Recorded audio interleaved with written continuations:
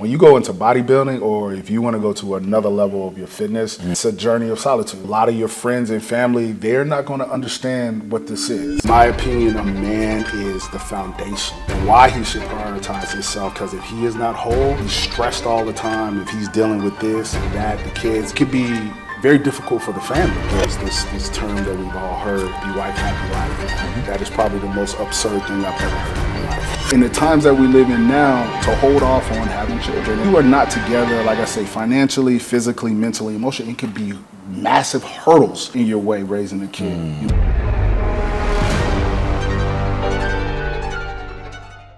Big dog. What's going on, bro? And I'm new to it all, man. I got a series of questions that I really did not know, and I really want to ask you, and I'm pretty sure your audience wants to know. Everyone knows MJ3000. Yes. They know the man behind King Kong Unleashed. Yes. Right? They know the man behind all these different platforms, but no one actually knows who Myron Jackson is. Truly MJ. Yeah. The easy, simple stuff, man. Easy, simple stuff. All right, watch this, man. How did you start working out? What brought you to working out? Oh, man, great question. Great opener. Yeah. Honestly, man, I've said this before, and I know it's going to throw a little people off a little bit, but girls, I ain't going to hold you. It wasn't a traumatic moment. It wasn't depression or anything like that. I wanted to get more attention. And I remember me and my boy Dre, we were out at a club one time, the Compound in Atlanta, and there was a common denominator throughout the whole club.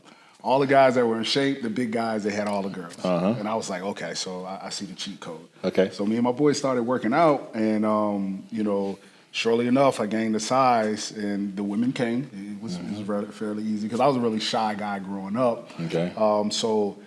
Even with working out, it gave me confidence. But ironically enough, when I put on the size and got in shape, I didn't even have to approach women. They just kind of came pretty naturally and organically, you know what I'm saying? And one thing that also transitioned, because I don't want people to think girls, and women, I found very quickly it gave me so much more than just that attention. It gave me structure, discipline, and just gave me great quality of life with confidence, like I stated earlier. So, yes, that's how I got into it. So that was enough. That was enough to get your journey going in fitness. So if it was getting more of that female attention initially for working out, controlling your own health, what took it to the next level with bodybuilding then?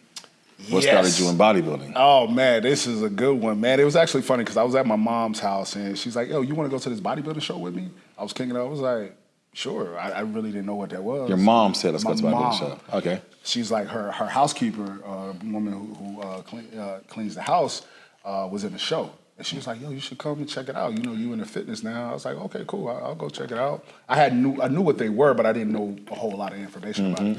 So I went, and I was blown away. I was just like, yo, this is crazy. And I immediately found that, I said, I can do this. I said, I can do this. I can put in the work. I can look like that because I didn't have the size I had like that. You know, when we all start out, we get that little model body. We get a little bit of arms, a little bit of chest. You ain't really got no legs and no back, but you know, you look good. Yeah. But I wanted to go to that level. I found it to be so attractive, the way those guys looked. And it reminded me, you know, of my childhood looking at Arnold and all the other like say Arnold and what's the other guy? Sly Stallone, Sly Stallone. So I was like, fictitious superheroes. Yes. So I found that to be extraordinarily like attractive, and I was like, yo, I want to look like that. I can do it. I felt like I had the ability to do it, and then that's when I actually met my first coach at that show. Okay. And she is actually a woman, and she actually helped me get into bodybuilding. And my first two shows were like natural shows, which I won.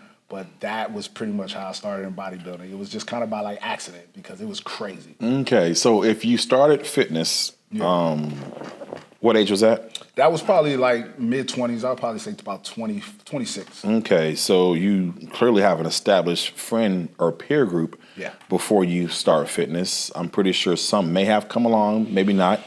And then you go into the next side of things, which is bodybuilding, which is even more a sport of solitude. You're not lonely, but you're alone commonly. Yeah. Your experience with friends and family as you kept going more into this fitness thing, did they come along with you? They weren't with you? They were with you? Yeah, you used a great word, solitude. Yeah. Solitude is probably the best way to describe it. When you go into bodybuilding, or if you want to go to another level of your fitness, it's a journey of solitude, because a lot of your friends and family, they're not going to understand what this is, and they're going to look at you a little crazy. You know what I'm saying? You're walking around with your food. You know what I'm saying? You got to get to a microwave. I can't have this. I can't have that. I got to be in bed at a certain time. And it's very odd for people to see, especially when you didn't come up in this space, in this sport. So that journey is lonely. You know what I'm saying? But, you know, once you kind of get settled in and realize it doesn't have to necessarily consume you so much, I think you can have somewhat of some life and balance, but it's very difficult. Bodybuilding is probably, in my opinion, the hardest sport, but also it's the most selfish sport. Because yes, you do have people helping you, but it's all about you, your work ethic, and put it into work. So there are going to be a lot of lonely days when people are doing that bodybuilding journey, or like I said, an elevated fitness journey. Yeah, feeling alone or feeling alone. Okay, so tell me this part then, still in the same vein, I guess. Yeah. You have to focus on your personal fitness. Yeah. The operative word here is personal and personal goals. So you obviously had to prioritize yourself. Right. As a man in general, how does this play into things? Prioritizing yourself over everything else, as you clearly have to do to reach the levels you obviously were reaching in competition. Yeah. How important is it, phrase it this way, how important is it for a man to prioritize himself or his health or whatever you want to say? Yeah, probably the most important thing a man could do, especially in the climate today. We love the ladies, we love the women. There's this term that we've all heard, happy wife, happy life. That is probably the most absurd thing I've ever heard in my life. And I don't mean to, I'm not trying to, don't downplay a woman's worth. Yes, you are extremely important. But in my opinion, a man is the foundation to any household. And why he should prioritize himself, because if he is not whole, if he's stressed all the time, if he's dealing with this and that, the kids, it can be very difficult for the family. You know what I'm saying? Like we know what it's like. You know, you've seen the movies or you've experienced when dad come in the house like a big bear wolf. What is everybody doing? And, you know, he's like a bull in a china shop, knocking down everything, and it could hurt everyone in the family. But when the dad is good, he can really truly focus on taking care of everybody in the family. But if you are a man and you do not prioritize yourself, your health, your finances, your mental health and emotional health, it can be problematic for everybody. And why it's so important for a household, because like I say, he's the foundation. He literally is the foundation, the wood, the insulation. A woman can come in there and give her touch and be very nurturing and make it a home. But let's not discount a man being happy and healthy as well. You know what I'm saying? It's very, very important. And they seem to kind of discard it with the happy wife, happy life, where it's like, okay, well, he doesn't deserve to be happy. You know what I'm saying? It's important. You know what I'm saying? So I always feel like it's very important for a man to just prioritize himself, because like they say, when the airplane is going down, you got to put that mask on yourself before anybody else. You know what I'm saying? So a lot of men are suffering. So I always say, man, take some time for yourself. Be a little selfish. Do something for yourself, because there's nothing worse than pull into your driveway and you sitting out in the car for 45 minutes because you don't want to walk inside the house. That's a problem. So you mentioned kids, household. So there's a family here, it sounds like, at this point in your journey, or at that point in your journey. At what point in your journey did you become a father? Yeah. At what point in your journey, a girl, son, daughter? Daughter. Daughter. Yeah. So at what point in your journey did you become a girl dad? And what was it like at that point? It was at first it was very scary. You know what I'm saying? At first, when you found out, it was probably like 19, right? You were 19. I was 19 when I found out she was pregnant, and she didn't have her till she was like, so I was like in my 20, until I was 20. At first, it was just excitement, but then shortly after, it settles in. He's like, oh shit, I have a whole person to take care of. You know, so what am I going to do? You know what I'm saying? And so that was very, very scary. But also, too, it made me grow up really, really quick. And I was already, I felt like above my age level where I was already kind of like tapped into what I was doing. But I had to go to another level. And that's when I went to end up going to truck driving school. But that being a young father, and I know I got blasted because of you on our podcast. Because of moi? Yeah, it's you. What did I do? Because I encourage young men in the times that we live in now to hold off on having children. And I didn't say that to mean the children are a blessing. You know, we love them. Kids are absolutely wonderful. But if you are not together, like I say, financially, physically, mentally, emotionally, it could be massive hurdles in your way raising a kid. You know what I'm saying? That's probably one of the hardest jobs on planet Earth, raising kids, especially when you have to do it alone. And for majority of my daughter's life, I did it alone. A lot of people don't know that. She was with me, you know what I'm saying, at a certain point. So I'm always going to encourage young men, take your time, because being a young father, it can be hard. You can't really go outside the way you want. Young men, like I always talk to, man, live your life. Have fun, travel, date, you know what I'm saying? Start a business, get a career, work on your body, you know, and then, you know, once you get to a good, solid place, and that's based off of your age. Some people develop earlier. A guy may be ready at 25, a guy may be ready at 40, but you know when you're ready. Plain and simple.